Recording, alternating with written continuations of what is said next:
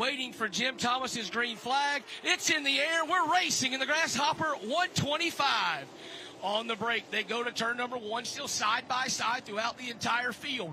Finch will put a nose out in front just barely. Nolan battles back on the outside.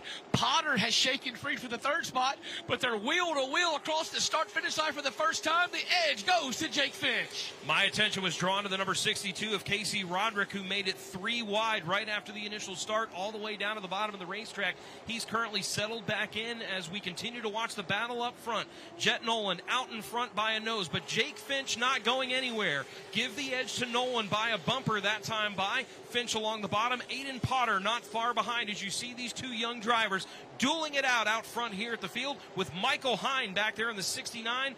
Top 4 have broken away cleanly from the rest of the field as Nolan and Finch continue to battle. Now stuck up on the outside of Cryer as Nolan continues to work the outside for Finch for the race lead. It didn't work out the first time for Nolan, but he's going to try it again as he hammers away in the outside lane. Jake Finch going to take the race lead away once again. Very persistent down on the bottom, not giving up, and retakes the race lead as now the front of the field gets single file. Cordeal in the Pro Late Model competition. We got a car around here on the front straightaway. It is the number 82 machine.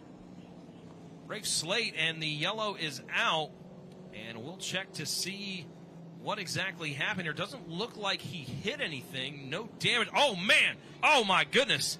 That car is up in flames. Slate quickly shuts the car off. Man, and that thing lit up in a hurry, and he's got the window net coming down and getting ready to go, and oh, my goodness. And we've got some of our track and safety workers that went to go check in on things, and it looks like one of the side-by-sides has turned over. So they're going to check on the crew over there in turns 1 and 2. Absolutely textbook restart by the 50 of Jet Nolan. He is gone. Side-by-side behind him, Dixon and Finch leaning on each other for second. Car going around. It's the 91 of Jim Wall. The 51, Stephen Nassy, is involved. Michael Hind has come to a stop on the racetrack, but it's the 51 of Nassy who made contact into the 91 of Wall and up the racetrack, and over the banking goes the 2-time winner of this event. And Stephen Nassy's night has gone from bad to worse as he sits there, a car trying to get rolling again. He's got it in reverse. The car stacked up on the back bumper of the 67 of Zach Dixon. They're all faster than he is, and he tried to slam the door on Casey Roderick, but Roderick kicked it wide open. They're thinking 3 wide down the front straightaway, but Potter thinks better of it, gets back in line, but Casey Roderick had enough. He knew he was faster than the 67 he knew he was faster than the 67 of Dixon, and finally says, I can't wait any longer. But can the 62 of Roderick get enough of a run down on the bottom to move up into the 2nd position? He is wheel to wheel with Finch down the backstretch. During that red flag period, we talked to Casey Roderick, and he said he just wanted to be there at the end and thought he had a pretty good race car, but he wasn't quite sure. Well, I think everybody in the field knows that race car is good now. He powers into 2nd position. Contact between him and Jet Nolan. More contact off of turn number 2. It's long but settled here with 63 laps to go. Roderick backed off, gave Nolan an opportunity to gather it back. It started bad and got worse, and it's gotten no better for Nassy. He continues to run back in 15th. Mired in traffic, they're wrecking right in front of him. That's going to be the 91 of Wall, the 10 of Garrett Smith. They get together, unfortunately, again, and more unfortunate for Jim Wall. The 2nd time, he's the one that gets spun. I'm curious to see a replay because I thought out of the corner of my eye, I thought the 91 was starting to slow, possibly first. Not going to be the case this time, as Roderick will hang tough on the outside of the racetrack. Finch thinking 3 wide back straightaway. They run out of room, but able to keep it in the right direction is the front of the field. As we got one car, though, at the back of the field that was sideways into the inside wall barely. Now he'll come to a stop on the front straightaway. It's the 97 of Cryer. He got stacked up in the back as Roderick's going to try to get around the outside, but the yellow flag's going to fly right there. And you see that the 50 of Nolan still had it at the line to inch away his lead up to 1.3 seconds now. Oh, you see contact there. Potter and Dixon contact again. Looked like he got up the left side of the 67 machine, and there you see the damage. The 68 of Potter. You see the hand out the window, damage to the right front, and the yellow flag is coming out with 17 to go. just over 0.2 of a second. Nolan can reach out and almost touch the 62. And I think if Nolan gets an opportunity to do it, he might touch him just a little bit here to try to get that 62 up and off the bottom of the racetrack to try to get around him. Nolan is there.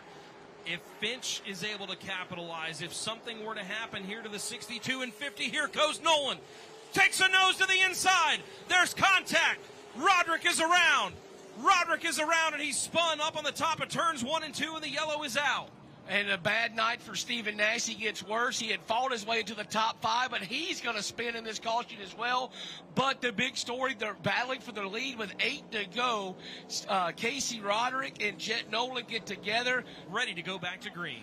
Jake Finch and Zach Dixon on the front row. Great restart for Jake Finch. He'll have the lead by himself, I think, when they get to turn 1. But Zach Dixon going to hang tough on the outside, but can't hang tough all the day.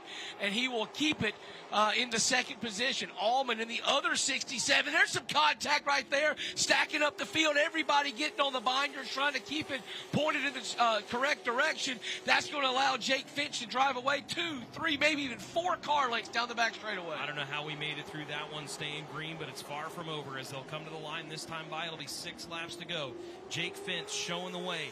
Comes to the line ahead of the 67 of Zach Dixon with a 3/4 of a second advantage back to second. Colin Allman running in third. Nassie comfortably in fourth. Jason Vale now becomes the new 5th place car. It is 4 laps to go. The field stacks up as they come back towards the restart. He went very deep into the restart zone before he fires. Green flag is out. Able to get clear. Contact. Allman and Dixon together. Big time damage on the left front of Dixon's car. Dixon is going to come to a stop up on the top of turn number 2. And we are under yellow once again. Jake, I don't even know what to say. Jake Finch is going to have the race lead, but with Allman and Dixon getting together, look at your out the window. And who's running second? Tell me who's running second. The driver that's had a pitiful night so far, the 51 of Stephen Nassie. We're going to watch the replay here, and Dixon and Allman. Allman got down to the inside, but both drivers just trying to occupy that same space in row number 2. Ready to go back to green with 4 to go. Oh, and look, big-time problem there for Finch. Finch not able to get going like he wanted to. Allman gave it back. Allman gave the spot back. Very important. We're waiting for race officials to give us a word here. Green flag is going to stay out here. Allman gave the spot back, so Finch will keep it. That was some trickeration on that restart there for Finch. It moves Nassie into second, but he's only got 2 laps to try to get it done. Behind the wheel of the Ronnie Sanders powered number 18, looking to become back-to-back winner of the Grasshopper Pro Late Model 125 presented by Rogers Dab Chevrolet and Crate Racing USA. It's going to go to Jake Finch. He's a back-to-back winner on Rattler weekend in Pro Late Model competition.